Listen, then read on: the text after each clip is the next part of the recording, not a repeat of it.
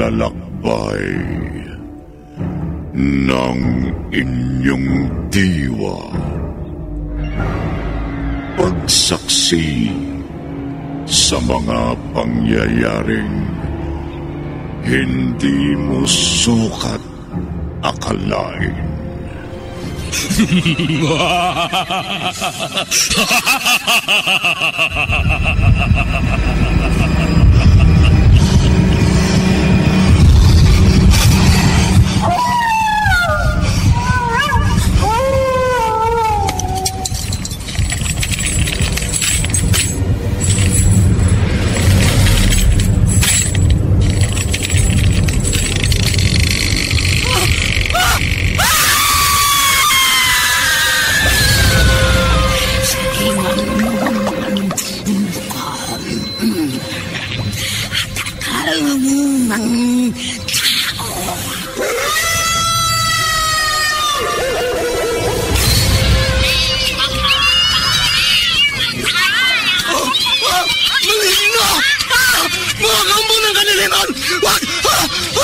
Huwag kayong lalapit sa akin!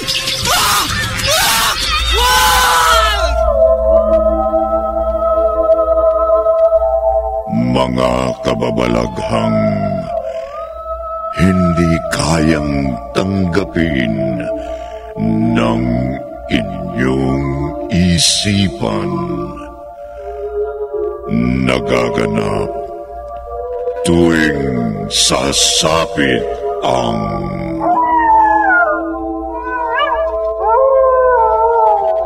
gabi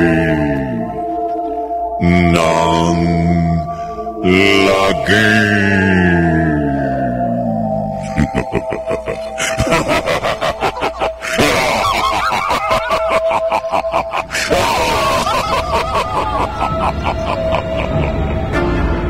Pinagsamang produksyon ng DZRH at Star City.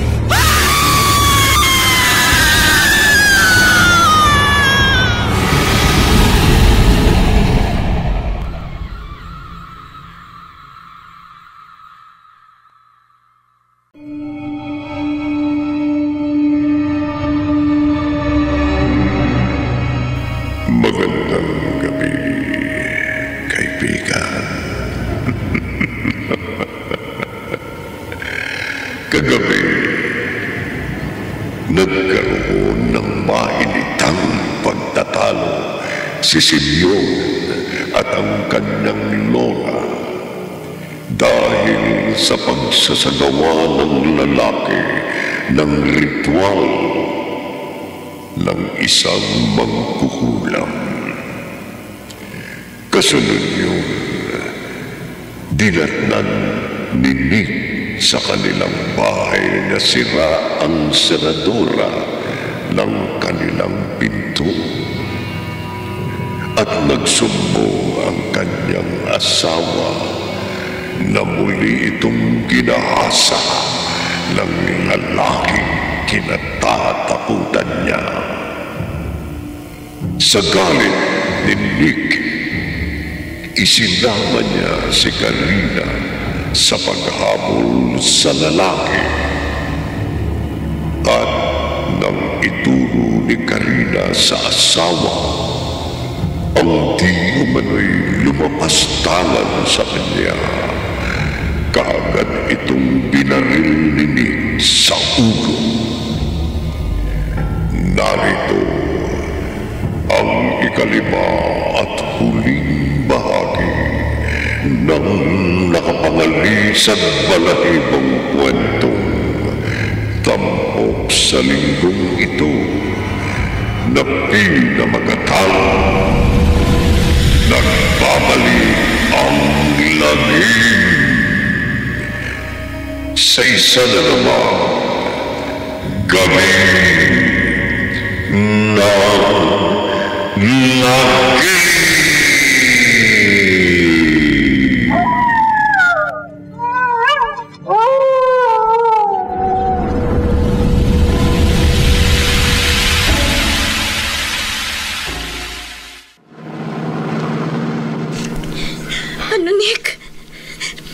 ang lalaking lumapastangan sa akin. Patay na, Karina. Siguro kung wala na siyang buhay nang iwan natin sa highway. Napakasama niya. Binaboy niya ako. Huwag ka na umiyak. Naiganti na kita sa lalaking kinatatakutan mo. Ilang araw at gabing niligalig ako ng sobrang takot. Dahil sa banta niya sa akin na babalikan niya ako. Na mangyayari ulit sa akin. Ang lagim. Ang bangungot na dinanas ko sa mga kamay niya. Wala ka nang dapat ikatakot. Wala nang lalaking labis-labis mong kinatatakutan. Kahit sa panaginip, ayaw ako patahimikin ang malaking takot ko sa kanya. Ngayon matatahimik na tayo, Karina. At walang saksi sa pagpatay ko sa lalaking lumapastangan sa'yo. Kaya wala tayong pananagutan sa pagkamatay niya. Wala.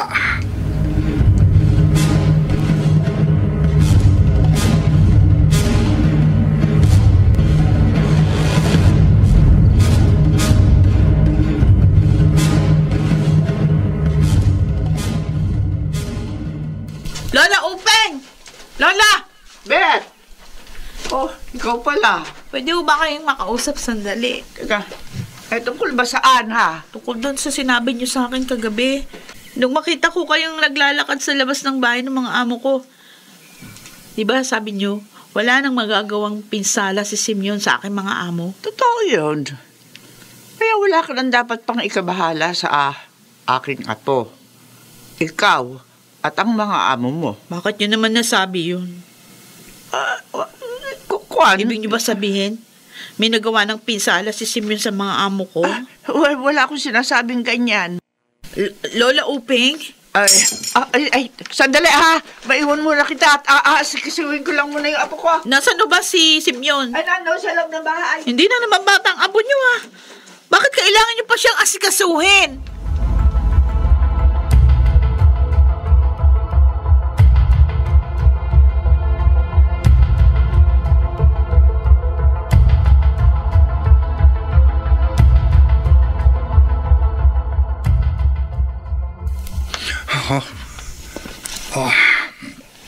Nakatulog pala ako. Nasaan kaya si Karina?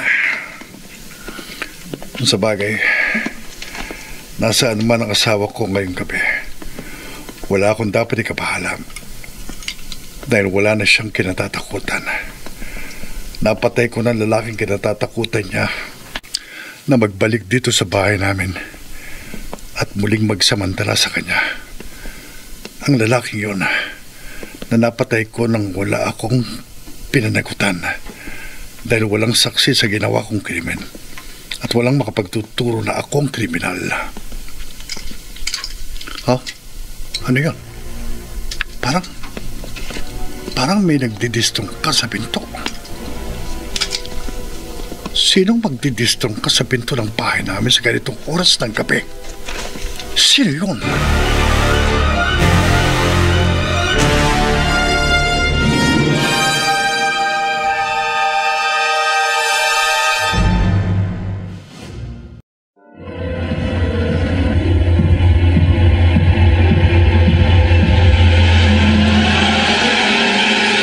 Balikan natin ang kasaysayang tampok sa linggong ito sa isa na namang Gabi ng Lagim.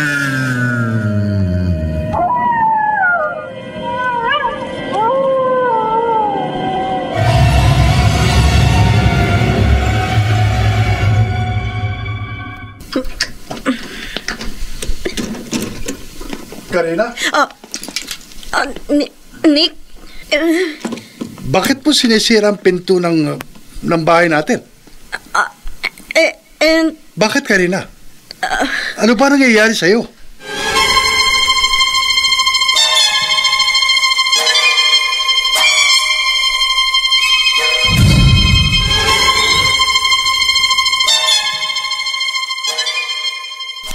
Ayaw sagutin ni Lola Uping yung tanong ko sa kanya. Kung may nagawa bang pinsalang apo niyang si Simeon sa mga amo ko. Halata ako. May nililihim siya sa akin. ano mo nang nililihim niya na yun. Aalamin ko ngayong gabi. Kaya palihim ako nagbalik dito sa bahay nila. Simeon, halika. Hoy, Dito, halika. si Lola Uping, malabas ng pinto. Magtatago muna ako dito sa likod ng puno, sa harap ng bahay nila.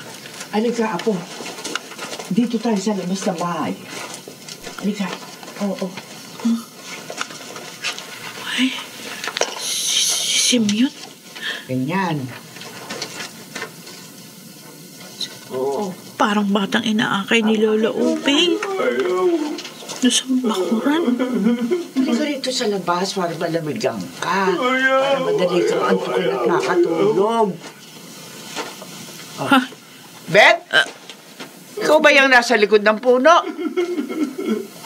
Oo, Lola Uping. Parang alam ko na kung bakit ka nagbalik dito sa bahay namin sa ganitong oras ng gabi. At kung bakit nagtatago ka riyan sa harap ng aming bahay.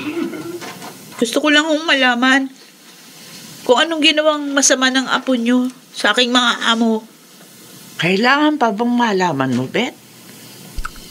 Hindi ba sapat na makita mong wala na sa kanyang sarili si Simeon? Nagkaganyan siya. Nawala siya sa kanyang katinuan. Parang bata na umiiyak at nagwawala kapag may gustong hindi naibigay. Dahil kinontra ko ang paggamit niya ng karunungang itim. Para hindi na siya makapabinsala sa kanyang kapwa. Masakit sa akin na makita ko siyang ganyan. Pero gugustuhin ko ng alagaan kung parang bata ang apo ko. Kaysa naman magsabog siya ng lagim.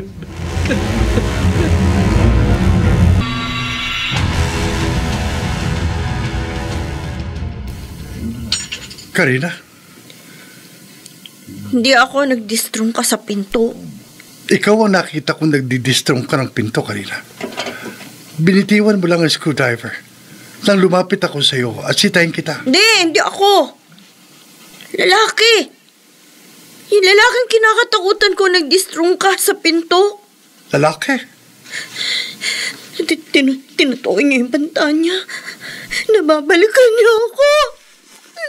Karina, walang ibang lalaki rito sa bahay maliban sa akin. Meron! Bakit pinagpupulit-pulit mong damit?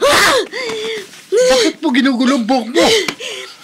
Hindi pa nakakalayo ang lalaki nagsamantala sa akin. Tanda-tanda ako yung mukha niya. Habulin natin siya. Ituturo ko siya sa'yo para maiganti mo ako sa kanya. Ituturo ko sa'yo. Karina, asawa ko. Karina!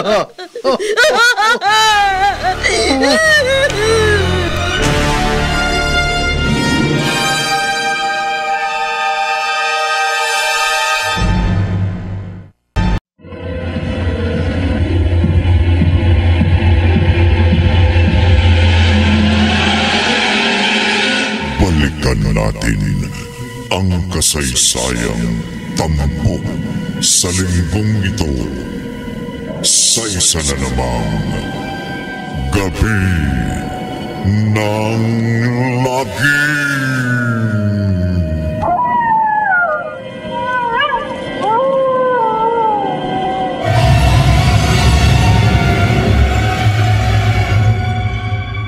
Ano? Kuya Nick?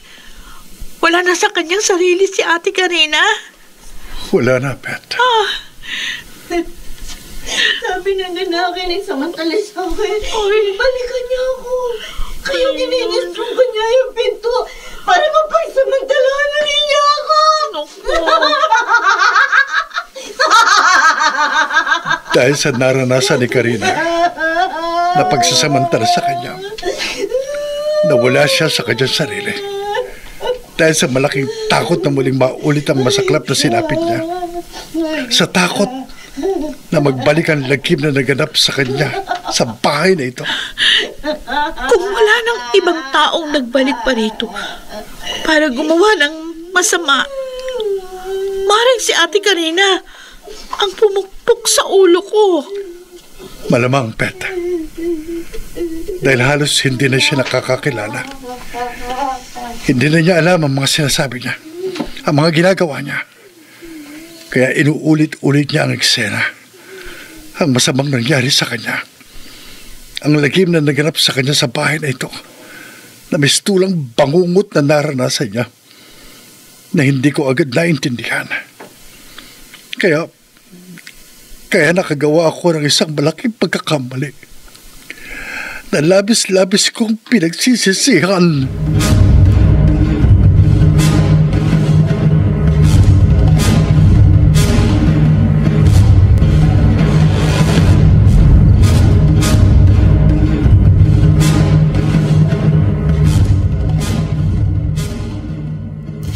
Ano, Nick? Susuko ka sa mga otoridad? Oo, Reste. Para pagbayaran ko ang krimen na nagawa ko. Dahil walang kasalanan ng taong napatay ko. Inosente siya sa bintang ng aking asawa. Dahil nawala na sa kanyang sariling katinoan si Karilang.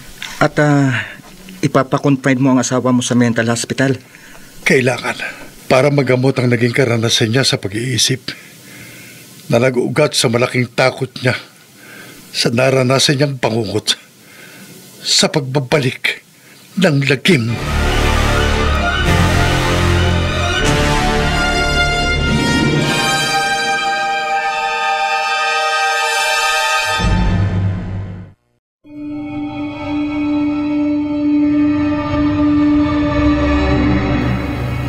Kung minsan, ang lagim na naganap ay mistulang bangungot na labis na kinatatakutan ng dumanas ng masaklap na karanasan.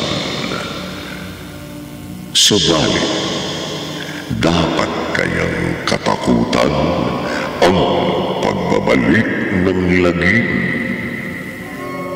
O dapat na iyong kalimutan upang hindi na muli pang maganap? Dito natatapos ang ating tampok na kwento sa linggong ito na pinamagatang Nagbabalik ang lagim sa isa na namang gabi ng lagim.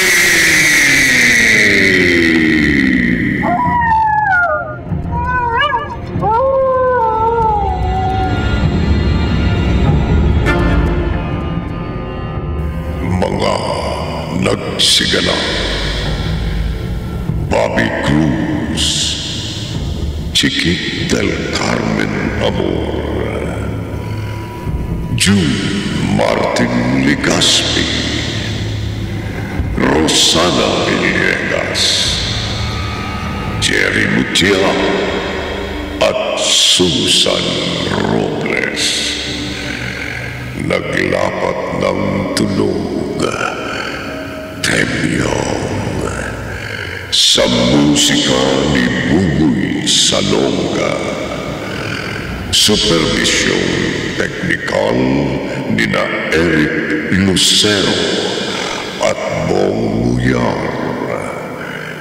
Isinulat ni Oli Aquino at sa direksyon ni Leonel Benjamin. Gabi ng lagim.